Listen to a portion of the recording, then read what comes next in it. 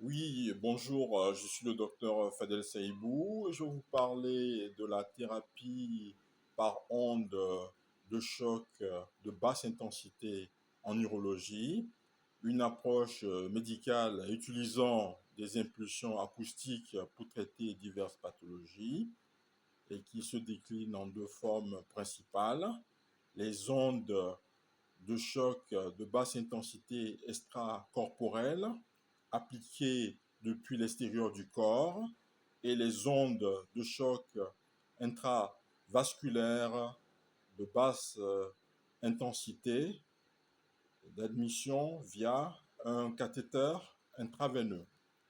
Donc, comme application, nous avons les infections urinaires, les cystites et les prostatites notamment, avec comme mécanisme d'action les ondes de choc de faible ou de basse intensité qui stimulent la néoangiogénèse et modulent l'inflammation, renforçant la réponse immunitaire locale.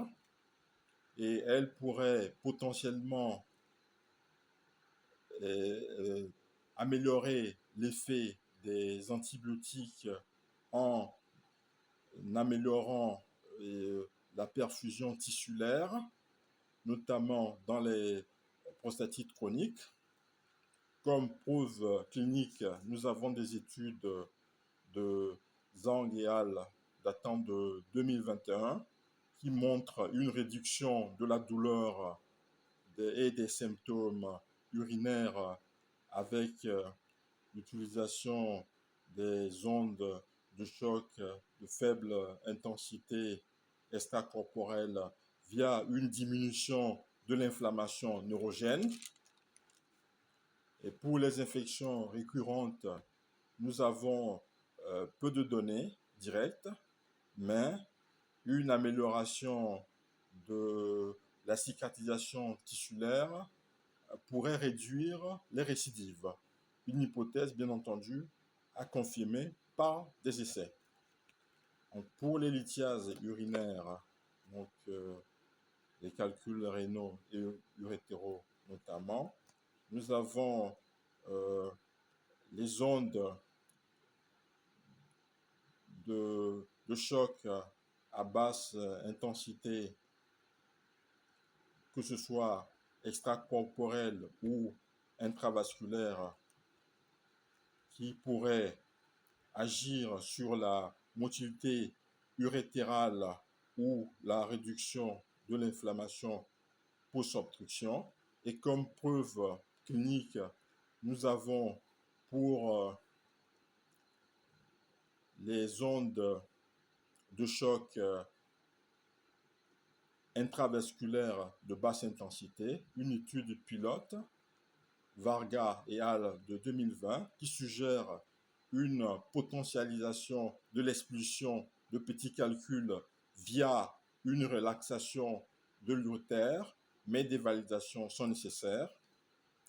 Nous avons également une application au niveau des problèmes de santé masculine, notamment la dysfonction érectile, avec comme mécanisme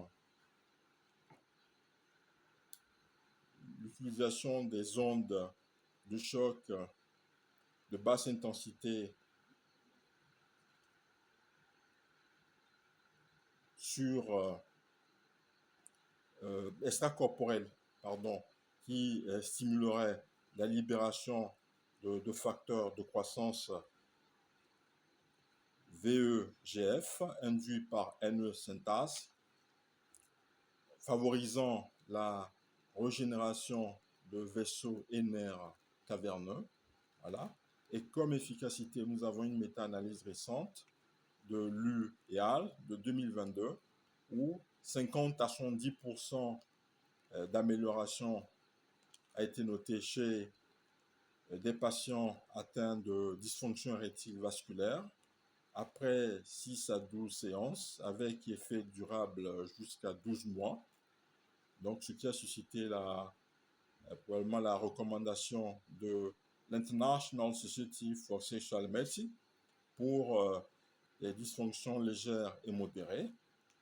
Nous avons la maladie de la pyronie, avec comme mécanisme donc, la réduction de la fibrose plaqueuse via modulation de cytokines TGF-bêta notamment. Comme efficacité, nous avons des études contradictoires, mais une revue SUI et al. De 2023 qui note une réduction de douleur dans 80% des cas, mais un effet limité sur la courbure de moins de 15 degrés d'amélioration. Nous avons également l'insuffisance testiculaire ou l'hypogonadisme précisément, avec des données émergentes de l'utilisation des ondes de choc à basse intensité extracorporelle qui pourrait stimuler la spermatogénèse et la production de testostérone sur la base d'études animales et de petites séries humaines. Voilà. Comme innovation et limite, nous avons l'utilisation d'ondes de choc à basse intensité intraveineux, donc comme approche expérimentale dans le traitement